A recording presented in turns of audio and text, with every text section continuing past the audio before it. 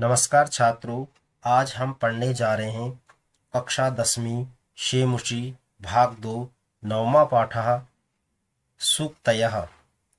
यहाँ पे इस सूक्तय का मतलब जो सूक्तियाँ होती है, जो सुंदर विचार होते हैं, उसके बारे में आज हम चर्चा कर रहे हैं। सबसे पहले अयं पाठः मूलतः तमिल भाषायाः तिरुक्कुरल नामक ग्रंथात् गृहीतः अस्ति। यह पाठ जो है मूलतः तमिल भाषा की तिरुक्कुलर नामक ग्रंथ से लिया गया है।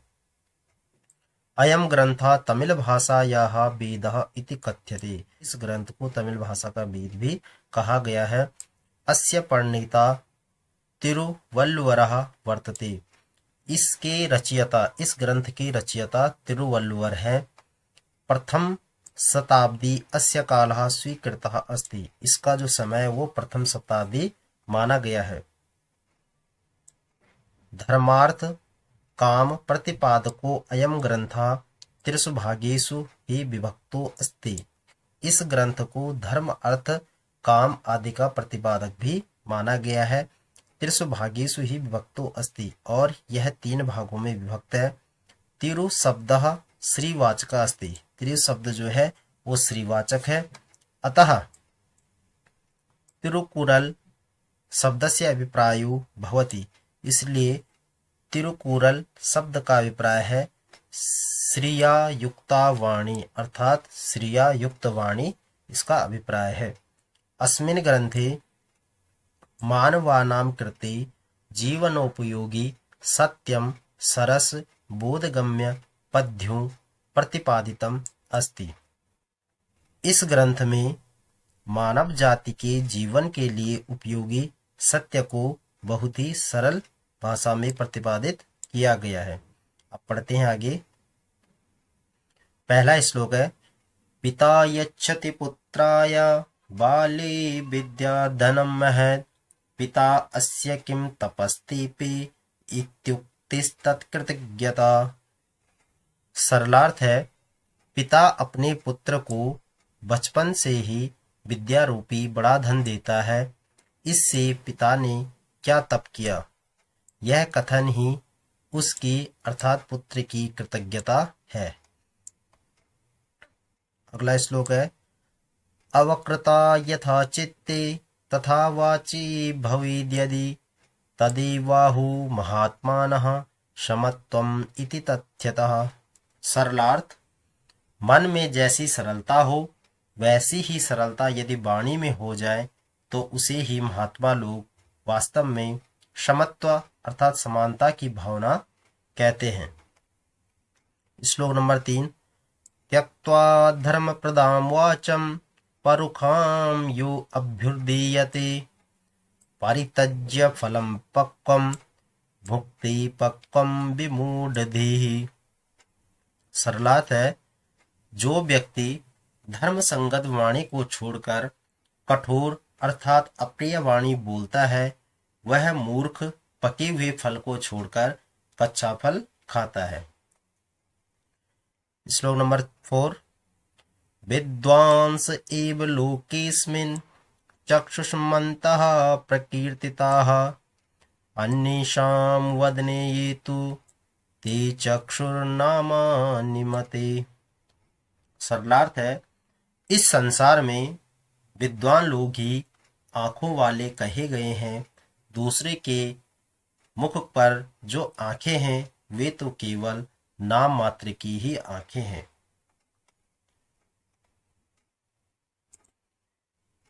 श्लोक नंबर 5, यत् प्रोक्तम् येन केनापि तस्य तत्त्वार्थ निर्णयः कर्तुं शक्यो भवेद्येन सविवेक इति ऋतः। सरलार्थ है, जिस किसी के द्वारा भी जो कहा गया है उसके वास्तविक अर्थ का निर्णय जिसके द्वारा किया जा सकता है उसे ही विवेक कहा गया है। श्लोक नंबर 6, वाक्पटु धैर्यवान मंत्री सभायाम अप्यकातरः सकेनापि प्रकारेण परैर्न परिभूयते। सरलार्थ है, जो मंत्री बोलने में चतुर हो अर्थात निपुण हो, धैर्यवान और सभा में भी निडर होता है, वह शत्रुओं के द्वारा किसी भी प्रकार से अपमानित नहीं किया जा सकता। अगला श्लोक है य इच्छत्यात्मनः श्रेयः प्रभूतानि सुखानि च न कुर्यादहितं कर्म सपरिभ्यः कदापि च। सरलार्थ, जो व्यक्ति अपना कल्याण और बहुत अधिक सुख चाहता है उसे दूसरों के लिए कभी अहितकारी कार्य नहीं करना चाहिए। और लास्ट श्लोक है आचारः प्रथमो धर्म इत्येतद् विदुषां वचः तस्माद्रक्षे सदाचारं प्राणेभ्यो अपि विशेषतः। सरलार्थ है आचरण मनुष्य का पहला धर्म है, यह विद्वानों का वचन है, इसलिए सदाचार की रक्षा प्राणों से भी बढ़कर करनी चाहिए। यह आपका चैप्टर था। अब इसके प्रश्नोत्तरों पर चर्चा करते हैं। पहला प्रश्न है प्रश्नानाम उत्तरम एक पदेन दीयते।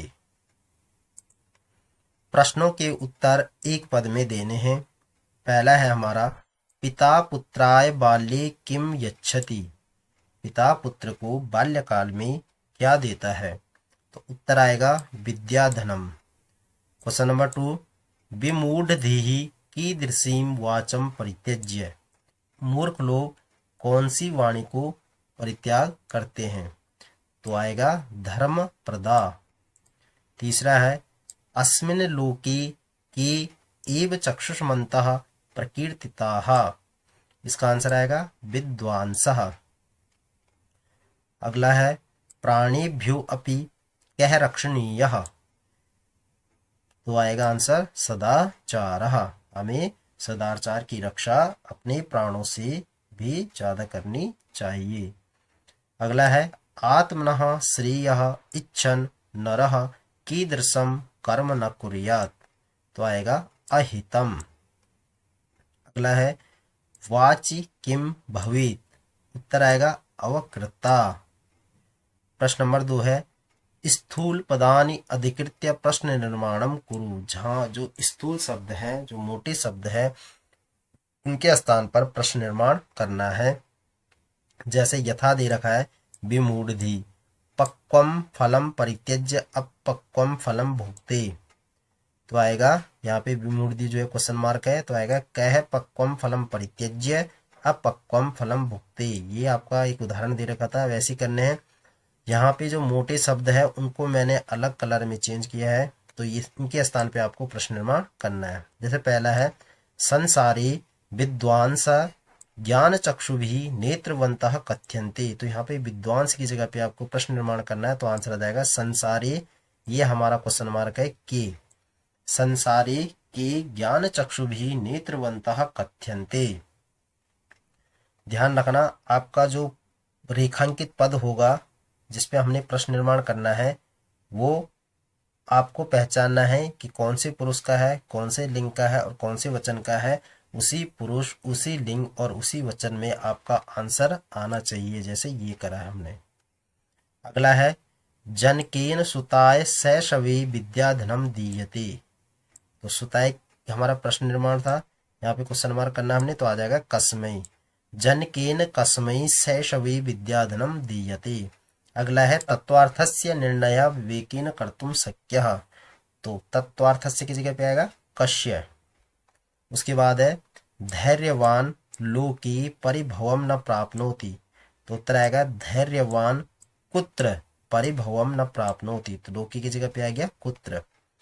आत्मकल्याणम इच्छन् नरः परेषाम अनिष्टम न कुर्यात्। तो परेषाम की जगह पे आएगा केषाम। प्रश्न नंबर 3 है पाठात् चित्वा अद्यो लिखितानां श्लोकानां अन्वयः उचित पद क्रमेण पूरयत्। यहाँ पे आपको श्लोक का अन्वय करना है और उनको फिल इन द ब्लैंक्स में भरना है। जैसे पिता बाल्ये महत विद्याधनम यच्छति। तो पहले आएगा पुत्रः, पहले में आएगा पुत्राय। अस्य पिता किम तपः तेपि इत्युक्तिः तत्कृतज्ञता, दूसरे में आएगा। ये फिल इन द ब्लैंक्स आपके ख है एन केनापि, यहाँ पे केनापि आएगा, यत प्रोक्तम तस्य तत्वार्थ निर्णयः एन कर्तुम, फिर आएगा शक्यः, भवेत सह, फिर आएगा विवेक, फिर आएगा इरितः, तो यहाँ पे ये इति के बाद इरितः आएगा, फिर आएगा यह आत्मनः श्रेया प्रभूतानि सुखानि च इच्छति परिभ्यः अहितम कर्म कदापि च न कुर्यात्। तो जहां जहां पे मैंने रेड कलर में लिखा है वो आपके आंसर है। प्रश्न नंबर 4 है अद्योलिखितम उदाहरणम द्वयम पठित्वा अन्येषां प्रश्नानाम उत्तराणि लिखत। यहाँ पे आपको कुछ श्लोक संख्या 3 दे रखी है। श्लोक संख्या 3 में दे रखा है सत्या मधुरा च वाणी का। इस श्लोक को पढ़ना है, तीसरा श्लोक को, और वहां पे आपको ये क्वेश्चन सॉल्व करने हैं। तो इसी श्लोक से आपको और भी क्वेश्चन दे रखे हैं। जैसे पहला ये जैसे दे रखा है सत्या मधुराच वाणी का, तो इसका उत्तर था धर्म प्रदाम। तो ऐसे ही श्लोक नंबर 3 से दे रखे धर्म प्रदाम वाचम कै त्यजति, तो आएगा विमूढ़ी। मूढ़ पुरुषः काम वाणी वदति, तो आएगा परुखाम। मंदमति ही कीदृशम फलम खादति, मंदमति मतलब जो विमूढ़ी मूर्ख लोग होते हैं वो कैसा फल खाते हैं, अपक्वम, अपक्वम कहते हैं कच्चा। श्लोक संख्या 7, अभी इस श्लोक 7 से आपको क्वेश्चन पूछे हुए जैसे बुद्धिमान नरः किम इच्छति, तो इसका आंसर आएगा आत्मनः श्रेयः। इसी प्रकार उसी में और भी है कियन्ति सुखानि इच्छति, तो आंसर है प्रभूतानि। स कदापि किम न कुर्यात्, तो आएगा अहितम कर्म, हमें हमेशा कौन से काम नहीं करने चाहिए, तो आएगा अहितम कर्म। स केभ्यः अहितम न कुर्यात्, तो आंसर आएगा परेभ्यः। प्रश्न नंबर 5 है मंजूषायः तद भावात्मकं सूक्ति ही विचित्य अध्यो लिखित कथनानाम समक्षम लिखत। यहाँ पे आपको एक मंजूषा भी दे रखी है, आप किताब में देख लेना। यहाँ पे एक मंजूषा है, उसमें से हमको ये शब्द बनाने हैं, मतलब श्लोक पूरा करना है। जैसे इन्होंने दे रखा है विद्याधनम, और ये आपको मंजूषा में दिया होगा। सारे ये जितने भी ब्लू वाले हैं सारे मंजूषा से उठा के आपको करने। जैसे विद्याधनम महत, तो इसका आंसर है विद्याधनम सर्वधन प्रदानम। श्लोक है ये विद्याधनम श्रेष्ठ तन मूलम इतद्धनम, विद्याधनम श्रेष्ठ तन मूलम इतद्धनम। ऐसी दूसरा है आचारा प्रथमो धर्म, आचारः प्रथमो धर्म, तो आएगा आचारेण तु संयुक्तः संपूर्ण फल भाग भवेत्। दूसरा है आचारः प्रमवो धर्मः सत्ताचार लक्षणः। चित्ते वाचिच अवक्रता एव समत्वम, उत्तर आएगा सम ओ मनांसि जानताम मनसि एक वचसि एक कर्मणि एक महात्मनाम। प्रश्न नंबर 6 है आपका अद्योलिखितानाम शब्दानाम पूर्वतः उचित विलोम शब्द कोष्टका चित्वा लिखत। कोष्टक में कुछ विलोम शब्द दे रखे हैं, इनको आपको लिखना है। जैसे पक्वा मीन्स होता है पका हुआ, अपक्वा मीन्स हो गया कच्चा, तो यहाँ पे आंसर आ जाएगा अपक्वा। आपको 3 में से एक छांटना है। विमूढ़ी का सुधी, विमूढ़ी मतलब मूर्ख, और सुधी मतलब